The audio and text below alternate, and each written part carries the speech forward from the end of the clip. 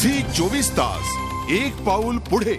रंगभूमीच्या पूर्वसंध्येलाच कलाकारांना, रंगभूमी चाहत्यांना अनोखी भेट दिली ती रंगकर्मी विजया मेहता यांनी.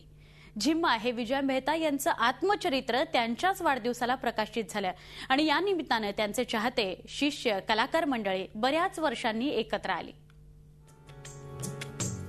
60 कालखंडात मराठी नाटकांना भारतीय रंगभूमीवर नेणाऱ्या ज्येष्ठ अभिनेत्री आणि दिग्दर्शिका विजया मेहता यांनी आपलं आत्मचरित्र प्रकाशित केलं काहीसं हटके पद्धतीनं.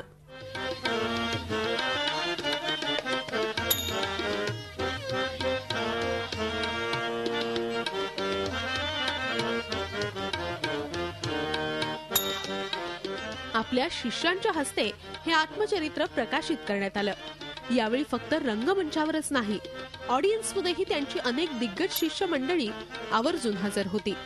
4 तारखेला माझा वाढदिवस, तो 5 तारखेच्या आधीचा, म्हणून आज प्रकाशन झालं एवढंच. आणि एकच आहे की त्यानिमित्ताने आम्ही सगळे एकत्र आलो, याचा आम्हाला खूप आनंद झाला. आणि मला असं वाटतं बाईंनी आम्हाला सगळ्यात मोठी भेट ह्याच्या व्यतिरिक्त अशी दिली आहे की ह्या पुस्तकाचं प्रकाशन आम्हा शिष्यांच्या हस्ते केलं. मला असं वाटतं कुठलाही गुरुनी केली नाही अशी गोष्ट बाईंनी केली. विजयाबाईंचं आत्मचरित्र झिम्मा हे आज रसिकांच्या भेटीला आलं आणि अतिशय उत्तम प्रकारचा असा आजचा कार्यक्रम झाला. मुख्य पुन्हा सगळ्या जुन्या आठवणी अशा उफाळून आल्या आणि असं वाटतं की पुन्हा तेच दिवस यावेत, पुन्हा बाईंच्या बरोबर काम करायचा आनंद मिळावा. विशेष म्हणजे त्यांच्या 75व्या वाढदिवसाचं निमित्त साधून झालेल्या पुस्तक प्रकाशन सोहळ्यात अभिनेते अनुपम खेर यांनी विजयाबाईंना बर्थडे विश केलं ते काहीसं असं. Happy birthday to you, happy birthday to you, happy birthday dear Vijayabai, happy birthday to you.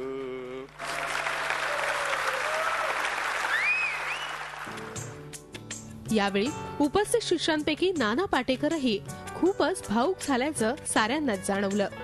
लहानपणी धरलेलं त्यांचं जे बोट आहे त्यांनी आमच्या नकळत ते काढून घेतलं, पण आमची मूठ अजून वळलेलीच आहे. आणि आज 62 वर्षाचं झाल्यानंतर सुद्धा त्या वळलेल्या मुठीमध्ये त्यांचं बोट आहे असं वाटतं. त्यामुळे कधीही पडणार नाही, याची शाश्वती आहे. मुळात या आत्मचरित्राला झिम्मा हे नाव आपण का दिलं हे सांगायलाही यावेळी विजयाबाई विसरल्या नाहीत. झिम्मा का हे नाव जेव्हा कानावर प्रथम आलं त्यावेळेला मला त्याच्यामध्ये कुठेतरी गती दिसली, कुठेतरी लय दिसली, खेळ दिसला. असा खेळ ज्याच्यात आपल्याला सामील पण होता येतं, असा खेळ की जो बाहेरूनही पाहता येतो आणि त्याचा तसाच आनंद घेता येतो. अखेर कार्यक्रमाचा शेवटही खास विजयाबाईंच्या मार्गदर्शनाखाली पार पडला, कारण त्यांच्या शिष्य कलाकारांनी आत्मचरित्रातल्या काही उतार्यांचं वाचन केलं.